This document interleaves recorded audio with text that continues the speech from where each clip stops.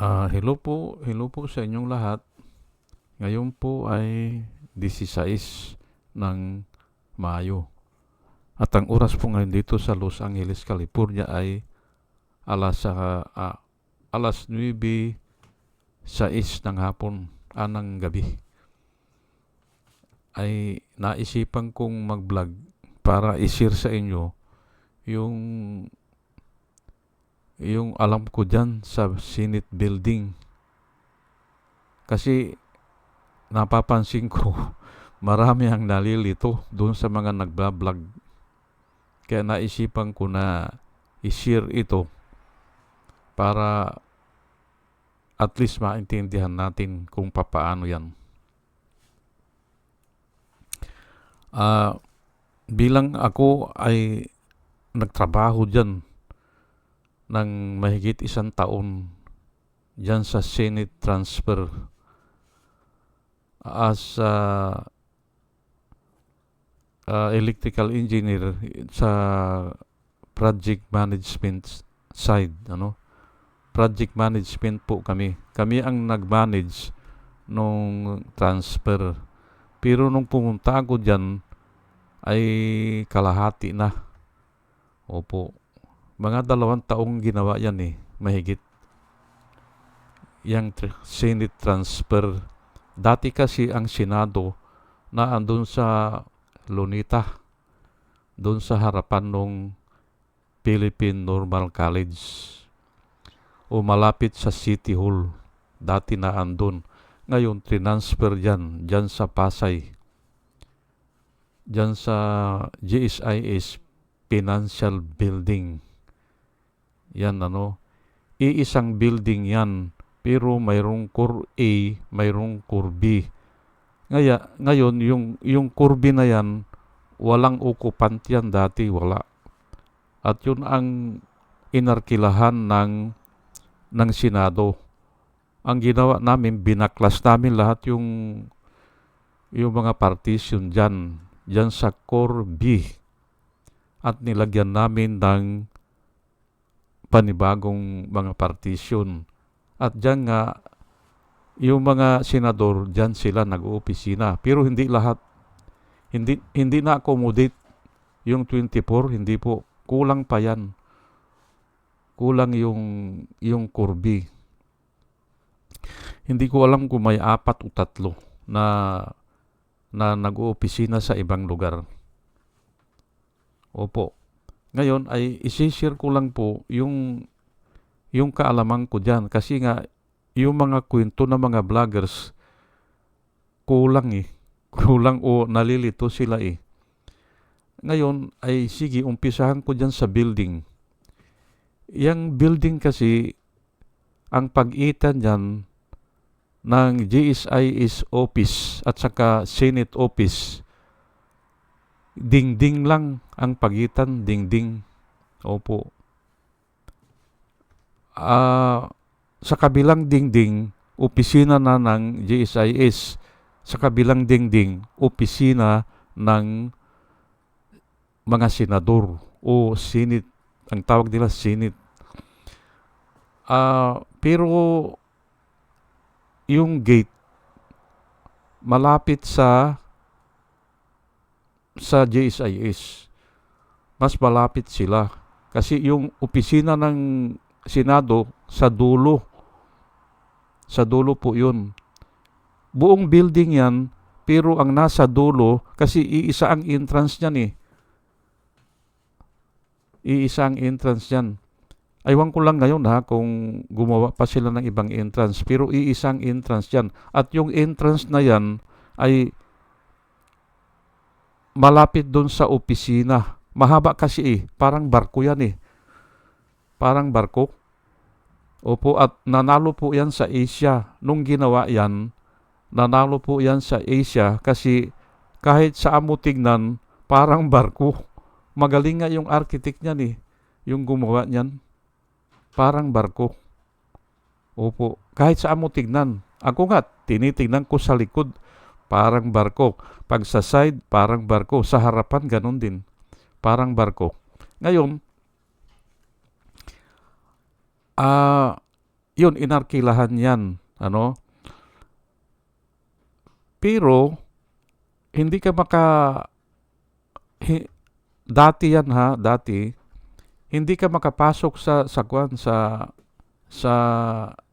kung galing ka ng GSIS, hindi ka makapunta sa Senate. Pag galing ka naman ng Senate, hindi ka makapunta sa kwan. Hanggang kwan yun, hanggang doon sa garahe. Dinivide din yan, yung garahe. Kasi ang ilalim niyang garahe eh.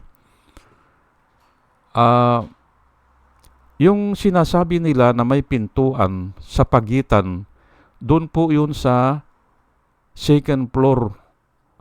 Opo, doon yun. Noon pa yan, ay inaalam na namin yan kung bibigyan ng pintuan o hindi. Pero kami naman ay kung wala sa plano, ay paano namin i-implement yan? Wala naman plano. Pero alam na namin na bubuksan nila yon para passage door ng mga taga-Senate. At noon pa, nung ginagawa namin yan, kung umuulan,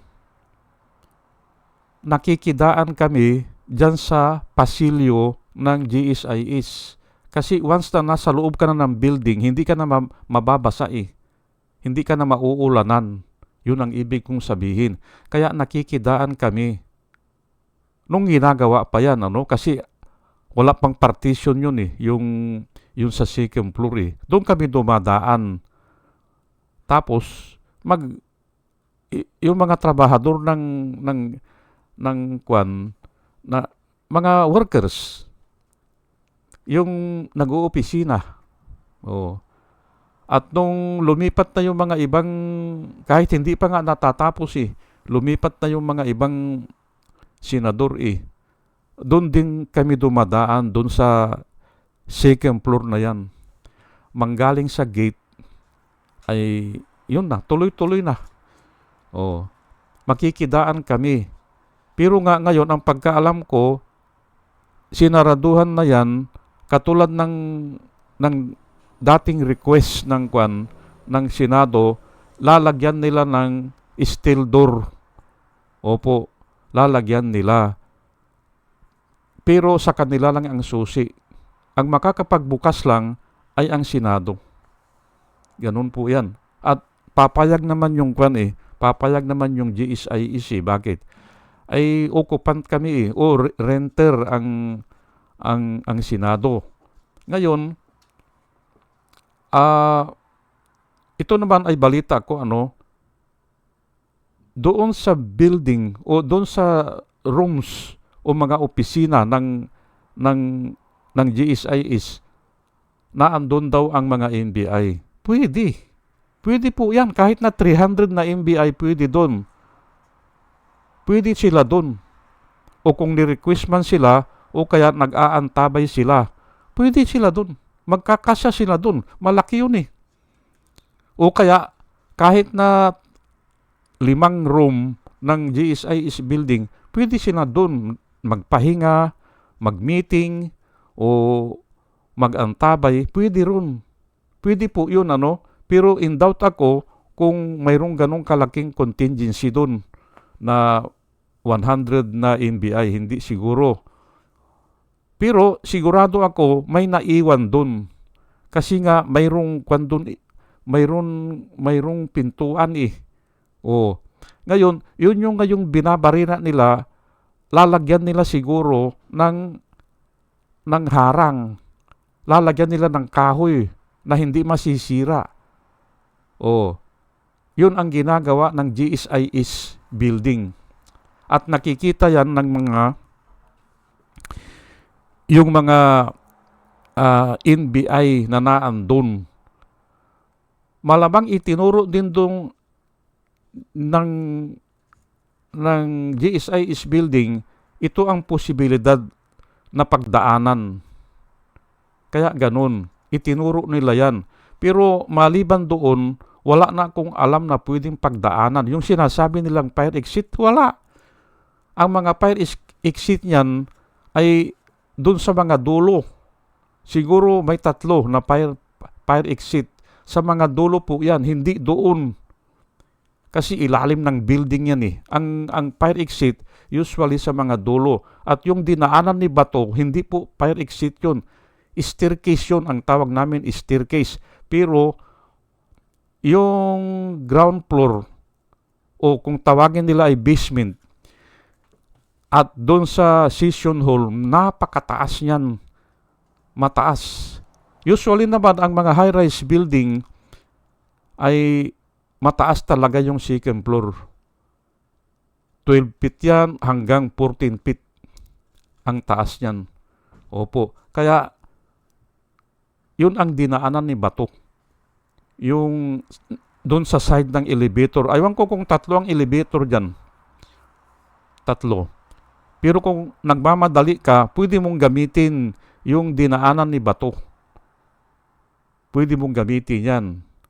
Lalo na kung isang floor lang ang pupuntahan mo. Doon ka na lang dadaan kasi hanggang 6th floor yun eh. Opo. O, dalawa yung kabilaan. Kung galing ka dito sa kalsada, ay pwede kang magpa-check. Chichiking ka ng gwardiya eh. Pagkatapos doon, pupunta ka na doon sa stairwell, sabi nila, o staircase. Doon ka nang dadaan. Pwede yun. Pwede naman nasasakay ka ng elevator. Pwede rin. Pero kung minsan, ayaw na mag-elevator eh. Doon na lang dumadaan. Doon sa staircase na yan. Ngayon, si Bato ay ibinaba doon sa doon sa driveway, o doon sa entrance, ibinaba daw eh. May nagkwento eh. Binasa ko. Siguro taga-senado rin. Sir, sabi niya, kasi ang sabi ko, papasok ka kasi kuyang sasakyan na yan eh. Papasok eh. Ngayon, didiritso doon sa, may mga slot kuyan. Lahat ng senador, may mga slot. Papasok, halimbawa, ari ni Cayetano, may slot siya doon eh. Ngayon, pagkahinto ron, lalakarin na lang niya yung staircase. Lalakarin niya yan. Ngayon, pwede rin na hihinto siya doon sa tapat ng staircase. Pwede yun eh. At pagbaba niya, staircase na eh. Pagbaba niya, lalakad ka lang ng mga 5 hakbang, staircase na eh. Ayun, pwede yun. Ganun pala ang nangyari. Sabi nung nag-comment doon sa akin, sir, hindi naggarahe yan. Sabi niya, bumaba na doon mismo sa malapit sa elevator o doon sa staircase, sabi niya. At oo nga, mga 5 hakbang lang yun eh. Ngayon, doon na siya inabangan ng 2 NBI na babae. Pero itinulak niya yung isa. O ayun, tumakbo na siya. Ganun po yan, At doon siya nangdapa. Kasi pag hindi mo kabisado yan, ay ako nga, ang tinitingnan ko, matarik yun eh, matarik. Oo.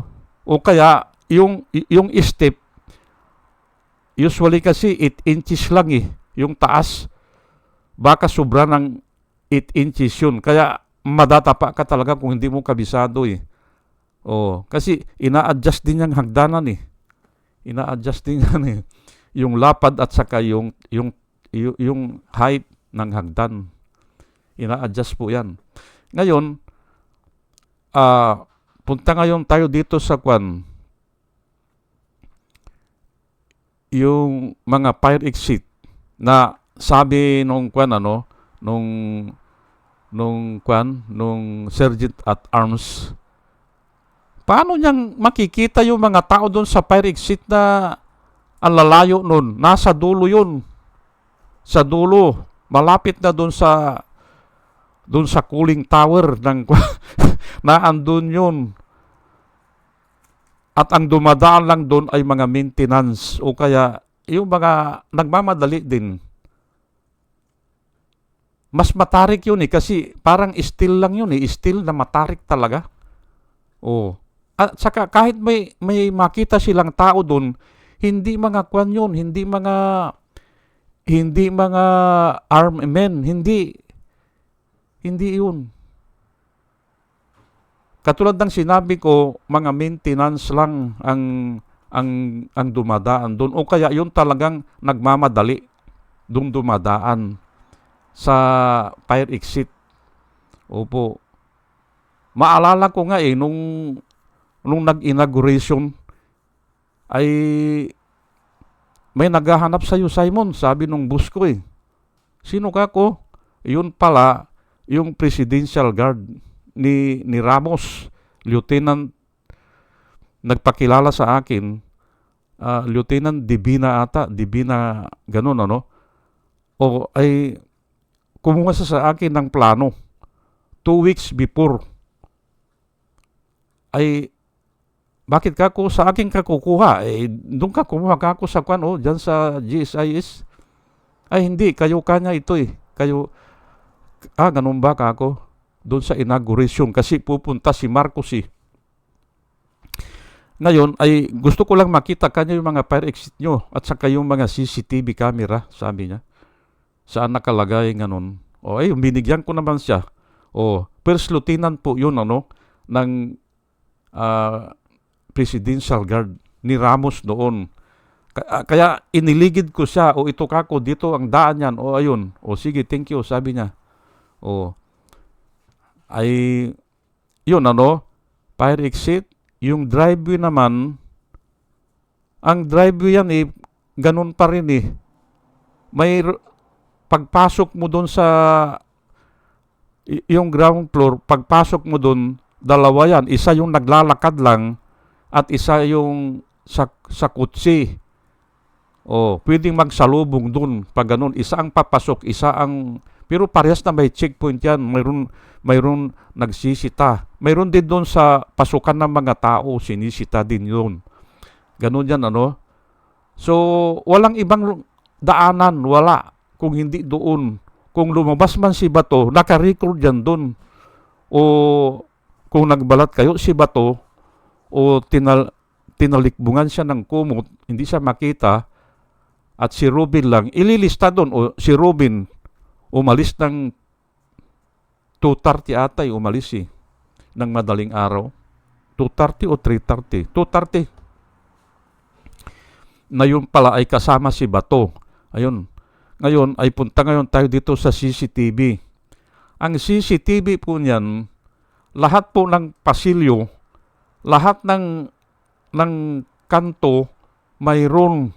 Opo, mayroon yan. Basta hindi na kayang kunin nung isa, nakukuha nung isa. Ganun po yan. Nung in-install namin yan, lahat ng pasilyo, mayroong CCTV camera. Pati doon sa fire exit, kuha yan. Pati nga doon sa doon sa stairwell Lahat ng stairwell, lahat ng floor na yan, ganun lang stand yan, nakatutok na ganyan. Kaya alam nila sino ang dumadaan doon. Alam nila, nakikita nila. At ito pa hindi naman siguro masama nakikipag-coordinate sa amin yung USAA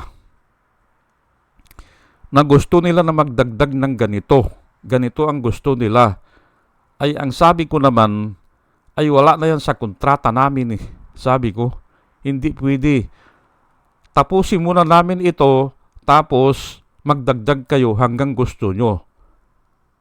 Ganun ba? Sabi nila. Oo, hindi pwede na sa amin kayo mag-request. May kontrata kami At yung mag-i-install yan, may kontrata din sila.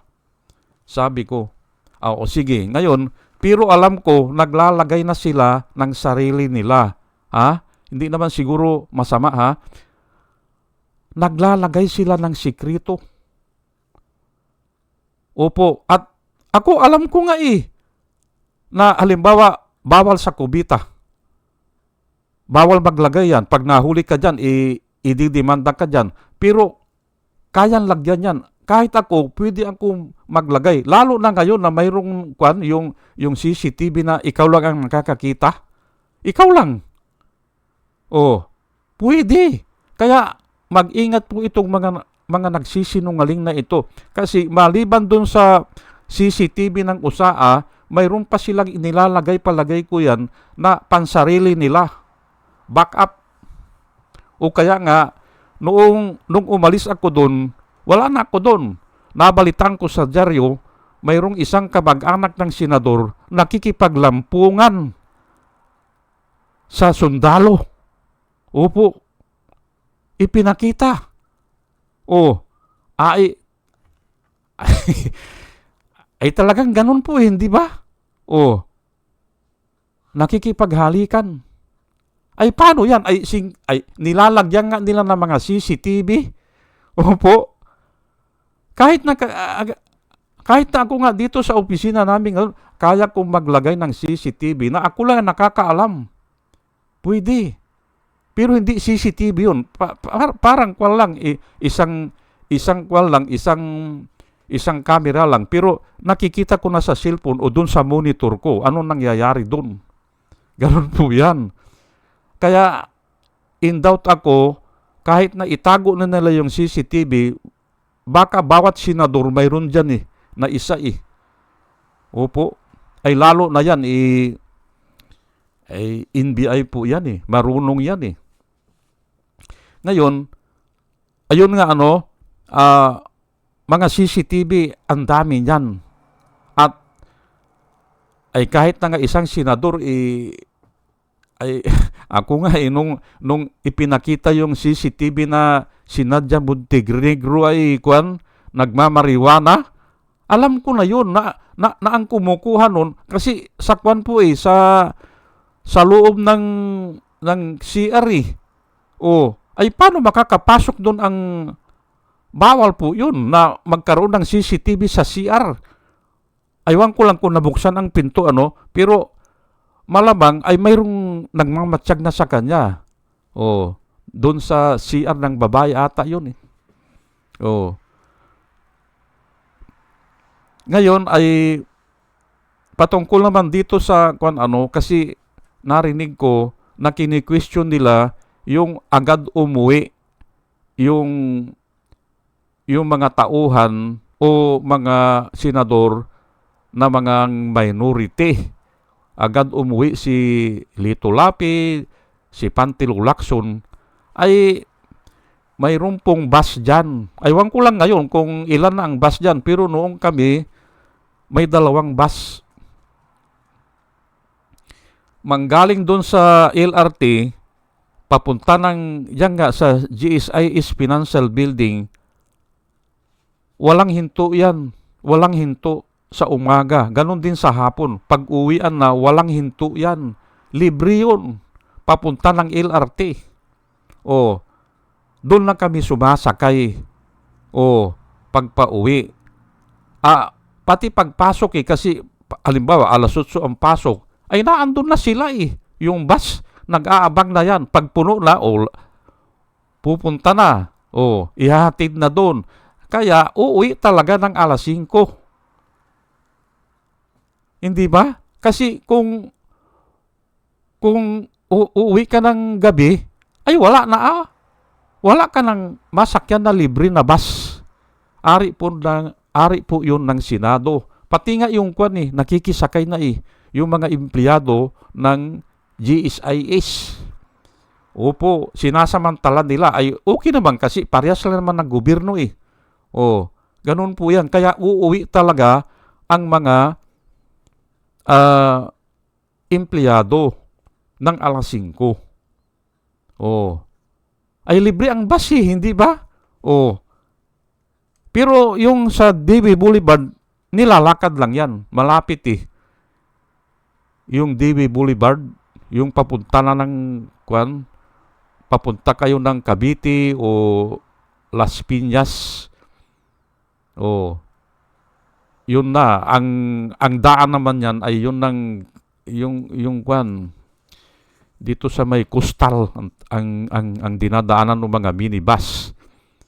Ayan po pero karamihan ng mga empleyado ang sinasakyan nila ay LRT. Kaya ganyan So yun namang idadagdag ko dito kasi ay advanced ROTC po ako At tinuruan din kami ng kaunti dyan sa yang ganyan. Yung intelligence gathering o yung pag-operate ng ganyan. Ako, naniniwala ako na mayroong naiwan doon sa Senate building na mga intelligence ng NBI. At ang intelligence, dalawa agad yan. Dalawa nag-ooperate yan. Ngayon, siguro baka 3 grupo sila, mayroong 6 yan. 6 na tao na naandun. Pero walang mga baril yun. Wala. Intelligence gathering lang. Maaring magpanggap sila ng sikyo. Maaring magpanggap sila ng yung tagawalis. Hindi ba? Cleaner. O kaya ay driver, ganyan. Pwede rin eh. Para lang may mata sila doon sa loob. Pero hindi babaril. At wala nga silang baril yan eh. Intelligence lang nila para alam nila ano nangyayari. Ako naniniwala ako dyan, bilang ako ay nag-aral ako ng Advanced ROTC sa UP. Oh. Alam ko yan. At alam ko din na kahit na wala silang hindi nila huhulihin, magkakaroon sila ng contingent o detachment ang tawag nila eh. Dinetach doon sa kanila, pinapunta doon sa GSIS building. At doon siguro baka mayroong 50 o mga, aywan ko lang kung pwede ang 100 doon. Pero doon sa building, kasyang-kasya doon. Sinasabi ko nga lahat ng hanggang doon sa 6th floor yun ha, ang partition lang yan yung opisina ng Senate at saka opisina ng GSIS, partition lang yan eh. Oh. Kaya delikado rin na bubutasan nila yun, doon sila dadaan. Oh. At palagay ko, totoo yung sinabi na hiniling ng GSIS building na bigyan sila ng support. Hindi naman security kasi ang security sa pulis dapat yan eh. Sa pulis ka hihiling. Hindi sa NBI. Pero pwede rin yung suporta lang sa kanila. O kaya nag-coordinate. Ganun po yan. Ngayon, kung nakasara yung passage o yung pintuan na sinasabi ko, yung whole week, lahat kasi ng floor, label po yan eh. Lahat ng floor, 2nd floor, 3rd floor, 4th floor, 5th floor, hanggang doon sa, aywan ko kung rooftop na yung 6th floor. Naka-label po yan. Kaya pwede nilang lagyan yan lahat ng floor ng pintuan. Pero hindi na nila ginagawa yon dahil nga pwede silang dadaan doon sa 2nd floor eh. Tapos diretso sila ng elevator sasakay na sila. Ganun yan. Malapit lang yon yung elevator doon sa sinasabi ko na yung door, yung passage door na ang may hawak ng susi ay ang Senate sila lang. Ay, oo nga naman, ay kung kandaduhan mo doon sa isa, kandaduhan mo din sa kabila, hindi mo rin magagamit. Hindi mo rin magagamit. Kung may kandado sa kabila, ay kung hindi sabay yan na nagbukas, ay hihintay mo muna yung isa, hindi ba? Kaya tama ang kandado lang ay naandun sa Senate. Kasi sila lang ang may gusto o sila lang ang umaarkila. Sila ang papasok doon sa loob Ngayon, doon nakagwardya ata yung isa o dalawang yung NBI at saka siyempre mayroon ding isang security ang doon hindi pwedeng wala doon kasi point of interest yun pwedeng passage yun at doon nga kaya nga ikinikwento ko sa inyo, hindi ba, ay kahit nabuksan nila yun, ay ano makikita nila doon? May gwardya na 2 o 3 o nagkikwentuhan. At kahit na makita nila na may grupo doon ng mga armado, ay bakit nila babarilin? Ay GSIS building, GSIS compound na yun Kung babarilin nila, mali sila, hindi ba? At parang yun ang pinutukan sa pagkaintindi ko, yun ang pinutukan nila. O, ay kalukuhan na yan, hindi ba? Ito binuksan nila kasi nasa kanila ang susi, hindi ba? Ngayon, nung pagbukas nila, ay siguro ganun, O kaya, nagpaputok, ay simple, natakot din yung kwan, kung sino man yung nakaupo doon, matatakot, Hindi ba? Pero mali ang ginawa ng USAA. Mali, Bakit nila papasukin yun? Tapos magbababaril sila. Hindi ba? At alam nila siguro na may gwardiya din doon. Alam nila. Kasi nga, passage yun O kaya baka sa ordinary days, mayroon talagang nakatalaga doon ng JSI East Guard. Ayan po, ang maisishare ko lang po sa inyo, walang ibang pinagtatalunan kung hindi doon sa second floor.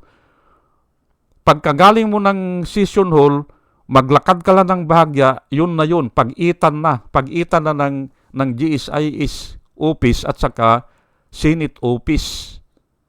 Pero ang mga opisina kasi ay naandun sa itaas mga committee offices, yung halos lahat ng second floor at saka third floor, mga committee offices yan. Yun lang port, doon na yung mga opisina ng mga senador. Pero may mga yan, may mga kubita at saka parang mayroong tulugan. Opo, pwede silang matulog. Aywan ko lang kung anong tawag, may tawag kami doon pero parang hindi naman higaan Ganon? Ang gaganda. Opo. Ay simple, magpapahinga din sila, hindi ba? Ganon po yan. Mayroon pang yung iba, mayroon pang yung sariling yung countertop na pwede kang magluto o mag-init. Ganon po yan. At ang isang senador, siguro baka nasa ang tauhan niya, mga 10 to 15, ganyan. Pwera pa yung mga nasa labas pwera pa yun. Yun lang, binibilang ko yung tao sa opisina 10 to 15. Depende yan kung marami kang committee, ayun, marami din sila. Oo. Yung bodyguard, walang doon, walang opisina. Doon naman sila nakikipagkwentuhan sa USAA. Ang USAA kasi niya naandun sa baba Malapit lang doon sa entrance. Ganun po yan, sige po, hanggang dito na lang po, at sana ay ma-share nyo rin ito sa iba kung papaano yung building dyan sa Senado. Iisang building yan.